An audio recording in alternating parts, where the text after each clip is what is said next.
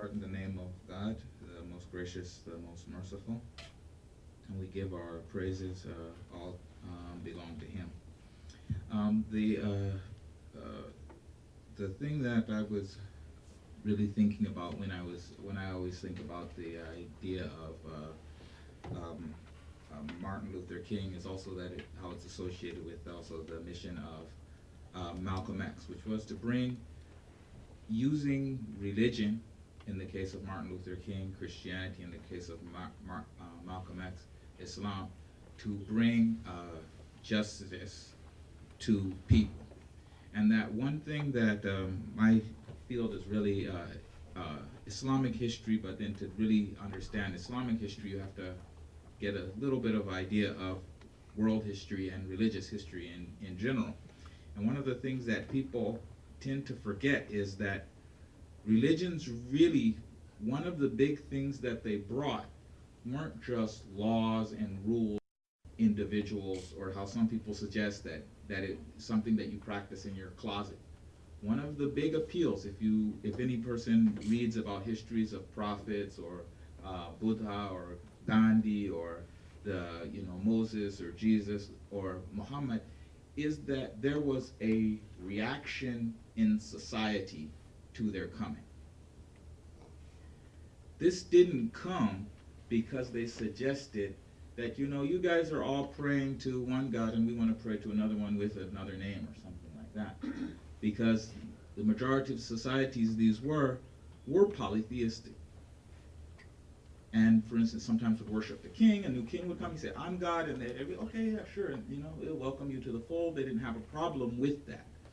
So the idea that there was opposition because they said something about a new religion is not the case. The powerful people didn't mind that concept. The thing that they said that riled people up was when they demanded justice for the weak. And they told the people that you don't have to rely on the ones who are oppressing you for them to necessarily make the change. That you rely on God, and that you do your own work, and that you can change your own situation. Now that's what shivers up the spines of the oppressors. Once you made that distinction, suddenly it wasn't Pharaoh whether he was going to grant through his mighty mercy to the children of Israel their freedom. They were like, either you do it because it's the right thing to do, or we'll leave, which if you notice is a very non-violent thing to do. Moses did, think about it. He was, God had put his power at his hands that I'm going to give you authority to do X, Y, and Z. If he could make a snake and it could eat the other snakes, why not have you just go bite Pharaoh and kill him, and then we all be, solve the problem like that? And the people were, I'm not 100% familiar with the Jewish text. I read through it, but I need to refresh myself. Sorry. But that this is how the Islamic story on that particular incident goes, that the magicians came and they presented their snakes and sticks, and then Moses came and presented his, and it turned into an actual snake, ate the other snakes of the magicians. And the magicians fell down prostrate and said that we believe in Moses.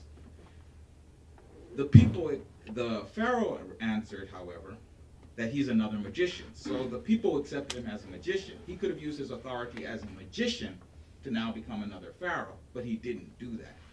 The point still remained the same, to end the injustice. Now that was the point.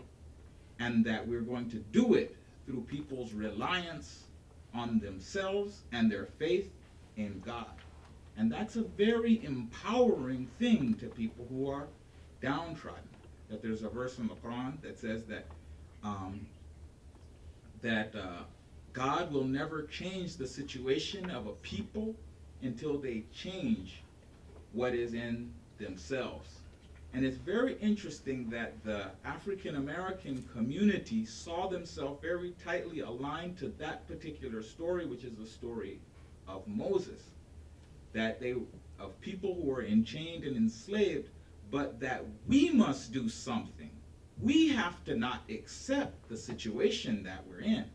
Not necessarily something violent, but we have to do something.